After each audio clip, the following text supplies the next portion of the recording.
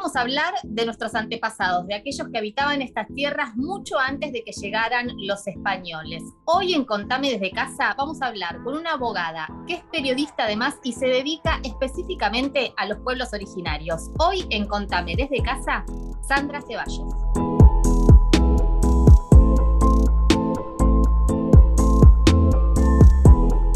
Sandra, bienvenida al canal de la Universidad Nacional de La Plata. ¿Cómo estás?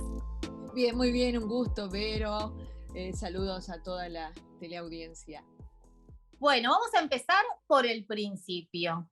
¿Está bien dicho indígenas o pueblos originarios? Porque siempre ahí hay una discusión y, bueno, nunca estamos seguros de cómo definir precisamente aquellos que ya habitaban estas tierras, como decimos, antes de que llegaran los españoles. Bueno, hay muchas consideraciones para hacer en ese sentido. Yo lo que aprendí por mis mayores, aquellos que me marcaron el camino en la gestión de los derechos indígenas en lo internacional, es que en 1975 se unieron delegados indígenas de diversos pueblos del mundo, se reunieron en Port Alberni, Canadá, y ahí fundaron el Consejo Mundial de Pueblos Indígenas. Ya tenían la experiencia de encuentros previos donde tenían el punteo de lo que querían trabajar y llevar a los foros internacionales. El trabajo había empezado en realidad a principios del siglo pasado, en 1923 y 24, hubieron dos grandes caciques, jefes, que fueron hasta la Liga de las Naciones para sentarse a discutir con los estados, cosa que por supuesto no se los permitieron. Fue el antecedente, y pasaron más de 50 años en la que en la década del 70, con el advenimiento de los derechos humanos, delegados indígenas empezaron a encontrar el momento, el campo fértil para trabajar las reivindicaciones y todo lo que querían llevar la voz a las Naciones Unidas, que tienen que ver con las culturas, ¿no? Originarias de estos pueblos ancestrales. Y es allí donde decidieron cómo llamarse a sí mismos. Entonces, de Argentina, el doctor Eulogio Frites, quien tuve el gusto de tener como maestro, era el presidente de la Comisión de Juristas Indígenas en la República Argentina. Él nos transmitía que estando allí en Canadá, lo primero que discutieron era cómo llamarse a sí mismos antes de ir a Naciones Unidas y avanzar con el trabajo que tenían que hacer, de llevar todos los puntos que querían tratar, tierra y territorio, derecho a ser consultados, derecho a conservar su identidad y, en fin, la cantidad de derechos específicos que tienen. Y Eulogio decía: decidimos levantar las banderas de la indigencia en la que nos dejaron, llamándonos a nosotros mismos pueblos indígenas, sin perder nuestras propias individualidades como pueblos. Y es así que esa denominación es la que llevaron a Naciones Unidas, y a partir del año 77 fueron dando pasos importantes, por ejemplo, la conformación de un grupo de trabajo tendiente a tener un documento, un instrumento internacional por el cual los estados se comprometieran. Primero salió un tratado en el año 89, Convenio 169, la Argentina es parte de ese tratado. Luego, Sandra, supongo que había, al margen de las particularidades de cada uno de los pueblos indígenas, sí había un punto común, que es el desplazamiento, la marginación, el avasallamiento de sus propiedades, pero también de sus derechos, de sus culturas. sí, sin lugar a dudas, cuando leemos la Declaración Universal, que es un documento que ellos mismos redactaron durante más de 20 años, 25 años, y negociaron con los estados, en los fundamentos uno lee, ¿no?, principios de igualdad, principios de no discriminación, de lo inválido de las teorías racistas, ¿no?, científicamente falsas, jurídicamente inválidas, dicen esos fundamentos, y siempre me parece muy interesante de traer, y siempre lo es, porque en tiempos en que vivimos se escuchan aún esos discursos racistas, ¿no?, discriminatorios contra los pueblos. Es así que ellos lograron un tratado, una declaración universal del año 2007, una declaración americana en el marco de la OEA del año 2016, y la reforma de la Constitución Nacional Argentina recepta esos avances normativos, y en el año 94 los legisladores en Santa Fe introducen el reconocimiento a la preexistencia étnica y cultural de los pueblos indígenas argentinos, que significa ni más ni menos que estaban antes de que se conformara este Estado argentino, y hablan precisamente de los pueblos indígenas. Entonces, legalmente hablando, sus derechos están contemplados en toda la normativa nacional e internacional como pueblos indígenas.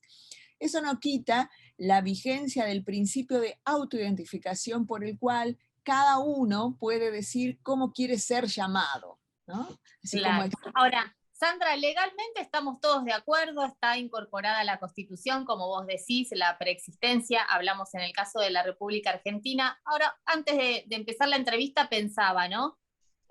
Hablamos de, por ejemplo, el Día de la Diversidad Cultural, pocos o son casos aislados los que discuten precisamente el haber cambiado del Día de la Raza precisamente al Día de la Diversidad Cultural.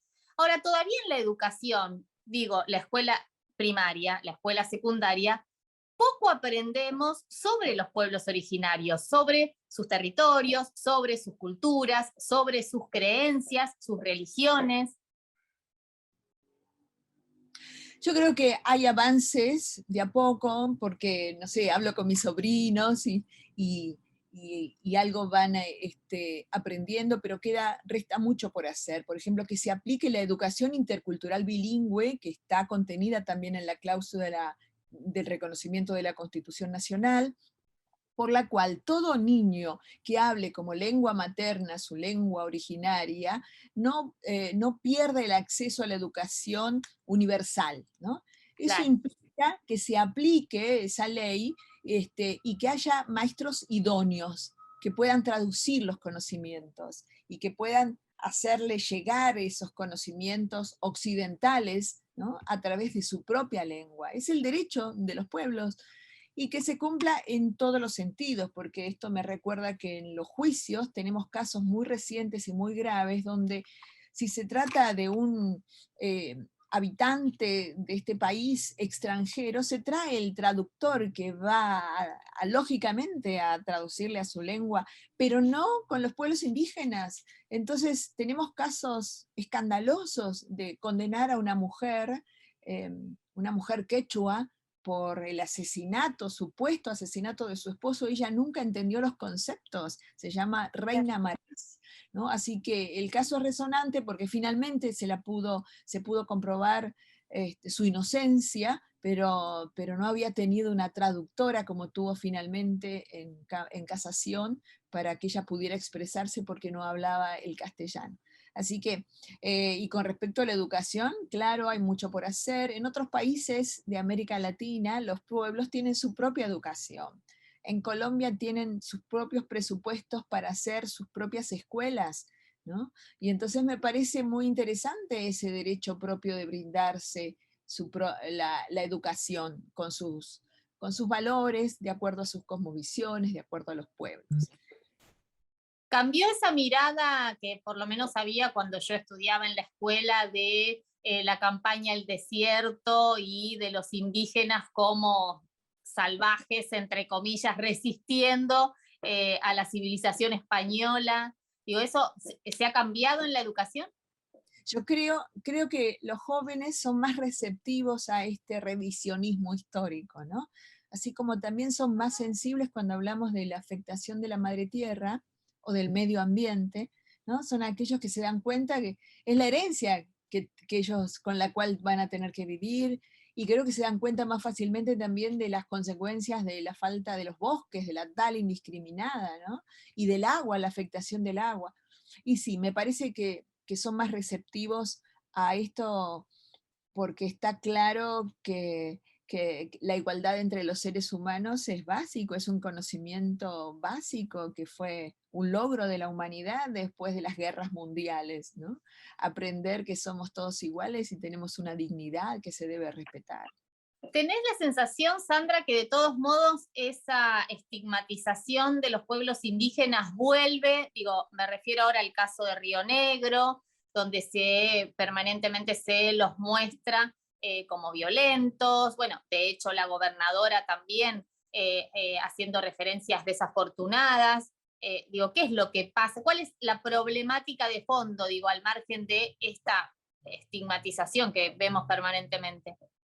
Sí, lo vemos, lo sufrimos, escuchamos los testimonios y no lo podemos creer. El caso de Kem Kentreu, como recién relatabas, de Cuesta del Ternero, en donde no se les permite el acceso de alimentos básicos para la vida, es gravísimo, ¿no? Una fiscal, una mujer fiscal que prohíbe que se ingresen alimentos, con lo cual no tienen principio de inocencia, ya los condenan, como que son no negociamos con los delincuentes, prácticamente. Claro. Están diciendo que depongan su actitud, ellos se ponen en situación de morirse de hambre, ¿no? Entonces, tal cual. Y nos asombra y una gobernadora que los denuncia como terroristas sin tomar en cuenta que hay un colectivo que tiene su normativa particular, que tiene que haber una mesa de diálogo. Entonces, todo ese proceso se pasa por alto, pero yo creo que son avances y retrocesos de la propia humanidad, ¿no? Porque acordate que hace poco tiempo, cuando veíamos la violencia institucional con un afrodescendiente en Estados Unidos, decíamos, ¿cómo puede ser que la policía haga eso que fue filmado, ¿no? Que fue grabado? Entonces, y nos horrorizamos porque decimos, y la democracia y los valores y los derechos humanos, ¿no? Efectivamente me parece que la humanidad hace como oleadas de avance y luego retroceso, y los que estamos trabajando por derechos humanos, en este caso, en mi caso específico, por pueblos indígenas, tenemos que siempre seguir adelante con esto porque vale la pena el trabajo de difundir, de avanzar. Creo que los estados han firmado, se han comprometido, y bueno, esa concertación social de la cual habla siempre la doctora Mirna Cunningham, que es maestra de maestras, la presidenta del Fondo para el Desarrollo de los Pueblos Indígenas de América Latina y el Caribe, habla de la necesidad de una concertación social. ¿Qué sería esto de que los estados, del diálogo entre estados y pueblos indígenas, y los estados respeten y cumplan todo aquello con lo cual se han comprometido, ¿no? Tratados, convenios. Uno ve el caso de Bolivia, ¿no? El Estado plurinacional como un modelo. ¿Es un modelo a seguir? ¿Es posible avanzar en ese sentido? Y creo que ha sido un avance enorme, ¿no? Enorme lo que hemos visto en la práctica, de empoderar a los pueblos indígenas, una constitución plurinacional, que es aquello que todos deseamos, que se refleje en las constituciones de los estados, la coexistencia de diversos pueblos, naciones dentro del mismo estado, ¿no? Hay siempre como un temor en nuestro propio país sobre qué significa esto, qué significa que un colectivo se arrogue una nacionalidad, ¿no? A ver si quieren la secesión y quieren desconocer la autoridad, las autoridades Bueno, nacionales. porque está el otro prejuicio, este de que no tienen nación porque uno supone no hay límites geográficos en el sentido del Estado-nación. Digo, ese también es un prejuicio, ¿no? Digo, los pueblos originarios no reconocerían a Chile, Argentina, a Paraguay. Bueno, digamos que cuando Argentina, por ejemplo, ha reconocido en la Constitución que ellos estaban antes que existiera la Argentina, estamos diciendo bastante. Estamos diciendo que ellos precisamente no eran ni argentinos ni chilenos, sino que habitaban estas latitudes y se movían de un lado al otro de la cordillera como quien cruza un río. Y no tenían migraciones, no era necesario. Así que Este es un derecho que el Estado chileno-argentino debería respetar, pero no respeta. no, porque este concepto de la colonización por el cual los estados se asentaron arriba de sus territorios sin su consentimiento, eso es por un lado. Por el otro, al firmar la declaración, ahí se les reconoce la libre determinación como pueblos, ¿no? Es una herramienta de descolonización muy fuerte. Así que por un lado los estados firman, no es el único caso, y por el otro lo desconocen en los hechos. Y también está esto de la colonización de las mentes, ¿no? Cómo un político puede salir a decir, como hoy hemos visto, reivindicar el Día de la Raza. O sea, abiertamente está hablando del concepto de superioridad de origen étnicos, algo que está totalmente superado. Anacrónico, absolutamente. Total. Así que tenemos mucho por trabajar, pero yo trato de ser en este camino de mirar los avances, ¿no? Los medios de comunicación están, no digo los medios hegemónicos que sabemos que tienen sus posturas muy marcadas, con un interés en particular, ¿no? Eh, por el cual ellos son peligrosos porque necesitan sacarle sus riquezas o amparar a aquellos que los están explotando y los corren de sus territorios, o sea, ambición económica propiamente dicha. Bueno, el caso de Benetton es emblemático, el caso de Benetton en el sur, de Lewis, ¿no? Bueno, el crimen de Santiago Maldonado, que se había sumado a las reivindicaciones de los indígenas, digo, todo esto pasó hace poquito. Sí, siempre recuerdo las palabras de Facundo Jones Wala, que fue muy demonizado y fue condenado en Chile sin pruebas. Por la misma acusación, los otros que estaban también procesados fueron liberados, absueltos, porque no hubo una relación causal entre los hechos que se dicen que ellos cometieron, ninguna prueba en contra de ellos. Bueno, en el caso de Facundo fue condenado, sabemos que hubo un acuerdo entre gobiernos, por eso la extradición, que fue primero denegada y luego aceptada, pero siempre Facundo decía, me persiguen por delitos comunes cuando en realidad el interés económico, que es el de Benetton, ¿no? Y a Benetton no le decimos que son extranjeros, no les decimos que se vuelvan a Italia, aceptamos que tengan 100 kilómetros cuadrados de territorio, no les decimos que se conforman como un nuevo Estado dentro del Estado, porque además tienen su propia policía. Yo tuve la oportunidad de transitar por allí y tienen una comisaría enorme, que es la comisaría, es la policía, pero que trabaja para Benetton. Así que Claro. ha Son sido... esas famosas donaciones, ¿no? Donan la comisaría, la estructura y la manejan, claramente. Es increíble que tengan su propia comisaría que trabaja para Benetton, o sea, y además ellos, esta LOF en Resistencia a Cusamen está prácticamente al lado de la ruta. Entonces es ese paso que no pertenece ni a Benetton ni a nadie, es el camino de Sirga, es los metros que tienen que existir al lado de las rutas. Entonces, pero Claro. ellos lo reivindican como propio, ¿no? Y bueno, se trata de es fácil, hay mucha gente que se cree esos mensajes de usurpación. Vemos la provincia de Río Negro en una situación alarmante, alarmante de persecución del pueblo mapuche. Tenemos la mirada muchas veces depositada en el sur, ahora el norte no es muy diferente. No, claro, no, no. Hay normativas que directamente ponen en peligro, en riesgo sus territorios. Hay una ley en Jujuy 5915 por la cual tienen obligación de conceder una servidumbre de paso dentro de sus territorios, ¿no? Y ni que hablar las concesiones mineras, esas concesiones que se colocan a los pueblos indígenas como opuestos al desarrollo, porque necesitamos todos el litio para usar los celulares, pero no escuchamos lo que nos están diciendo. Si se contamina para extraer el litio toda la cuenca de Salinas que drena para Salta y para Jujuy, se va a contaminar toda la región.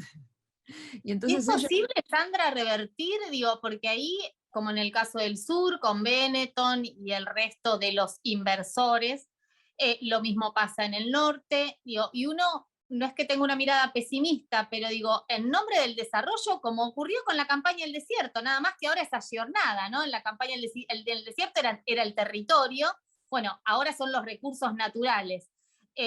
Digo, el concepto es el mismo, digo, al margen de que se imposta esto de, bueno, sí, reconocemos sus derechos, reconocemos sus lenguas, pero en nombre del desarrollo sigo avanzando, ahora destruyendo directamente los recursos naturales. Sí, por eso hablamos de la resistencia de los pueblos indígenas, ¿no? Pasaron 529 años del inicio del genocidio y se habla de la resistencia, precisamente porque aducen que este genocidio continúa a través de estas prácticas, tal cual lo decías, ¿no? El drenaje de riqueza se hace de otra manera, pero sigue, la explotación, ¿no? apelar a la explotación humana, a la esclavitud. Es increíble, pero bueno, habiendo marco normativo es otro el escenario también, ¿no? Yo he estado ante las sesiones del Consejo de Derechos Humanos y te puedo asegurar que a los estados se los interpela respecto de las violaciones a los derechos humanos, ¿no? Entonces los estados dan sus explicaciones, todo lo que hacen, su lista de acciones, pero igual reciben recomendaciones, porque como el Consejo de Derechos Humanos recibe información de todo el mundo a través de los informes sombras que manda la sociedad civil, entonces sigue devolviéndoles lo que... Pero los estados se someten a eso, entonces tienen que responder. Me parece que el derecho internacional de derechos humanos es algo arduo, que es a largo plazo, pero es válido, es necesario, ¿no? Porque ahí no se naturaliza la violación de derechos humanos, sino los estados tienen que dar sus explicaciones cuando los violan. Y Porque creo que también el otro concepto que se repite mucho es esto de que están en contra del desarrollo, ¿no? Y como si quisieran vivir como hace 500 años atrás, y eso también es una falacia, ¿no? Porque no es que se niegan al desarrollo, pero sí a la destrucción de los recursos digo, también es cierto que los indígenas y todos deberíamos entender al planeta como nuestra casa, como el lugar donde vamos a tener que vivir y van a vivir las generaciones futuras. Me parece que ahí hay un tema también, ¿no? sí, ante todo ese reconocimiento normativo de que ellos tienen su propiedad comunitaria, tendría que darles la potestad de tomar las decisiones que ellos consideran apropiadas para dentro de sus territorios, ¿no?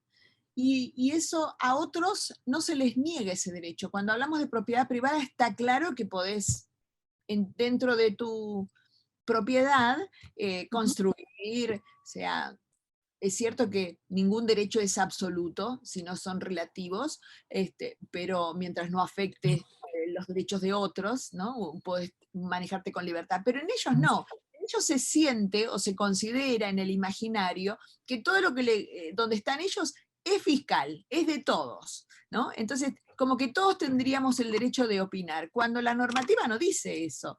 La normativa obliga a los estados a consultar a los pueblos interesados cada vez que se vaya a tomar una medida legislativa o administrativa que vaya a afectarles. Eso que es el derecho exclusivo de ser consultados, el derecho a la consulta y al consentimiento de forma previa, libre e informada, es algo por lo cual bregamos muchísimo, en principio para que se conozca este derecho de los pueblos indígenas, porque Que lo cuando conozcan ellos además también, porque ese es el otro tema, ¿no? sí, empoderarlos. Pero, ¿viste en los reportajes cuando se les pone el micrófono y muchos dicen, queremos ser consultados de lo que van a ser nuestros territorios, ¿no? Yo a veces pienso, ¿qué dirá la gente? Dirá, pero ¿quiénes se creen que son? Porque en los hechos, el imaginario, que lo que es de ellos es de todos. Claro, exactamente. Es Pero cierto. entonces, por eso ellos, como son reconocidos como pueblos, tienen derecho a fijar sus pautas de desarrollo, porque Porque en tienen... realidad me da la sensación, lo relaciono con esto que vos decías sobre la propiedad y que yo en mi propiedad hago lo que quiero, y es que el papel, el registro, título de propiedad, también es posterior a los pueblos originarios y a la propiedad de sus tierras. Obviamente, imagínate que el Estado se conformó hace 200 y monedas, por supuesto que ellos que están No hace... tienen el título de propiedad. No existía el registro de la propiedad, ¿no? Es algo que vino de forma administrativa en estos estados modernos.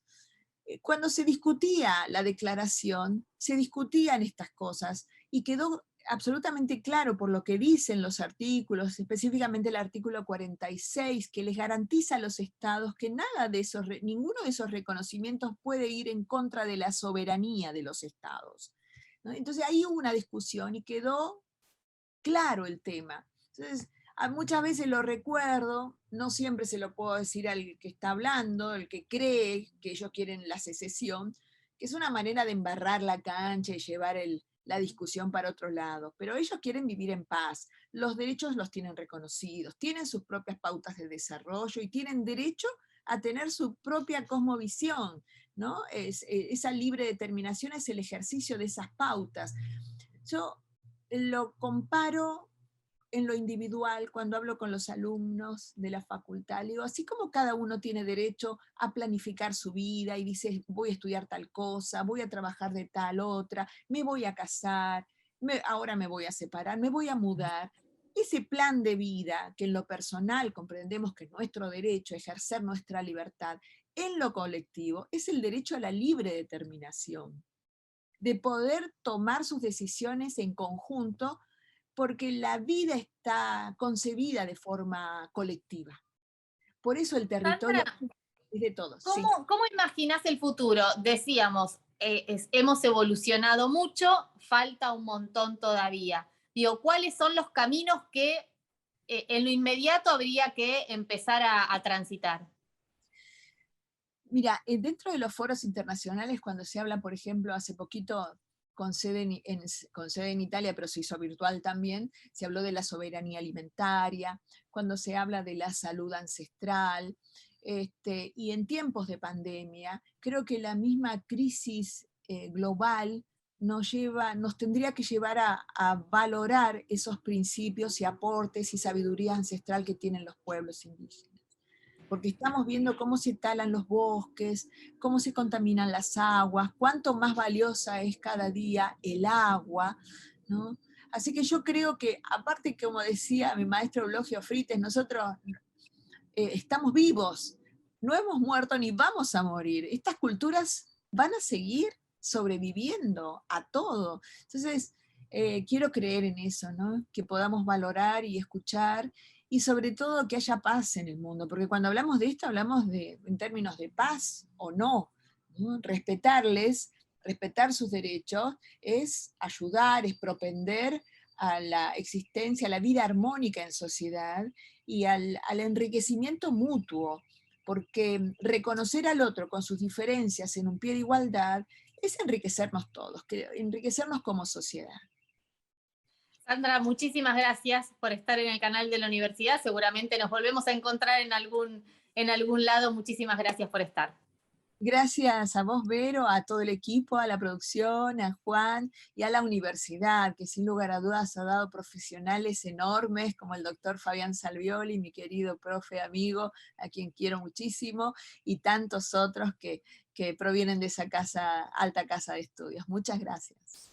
Nosotros nos volvemos a encontrar, como lo hacemos siempre, acá en Contame, en la pantalla de TVU, el canal de la Universidad Nacional de La Plata.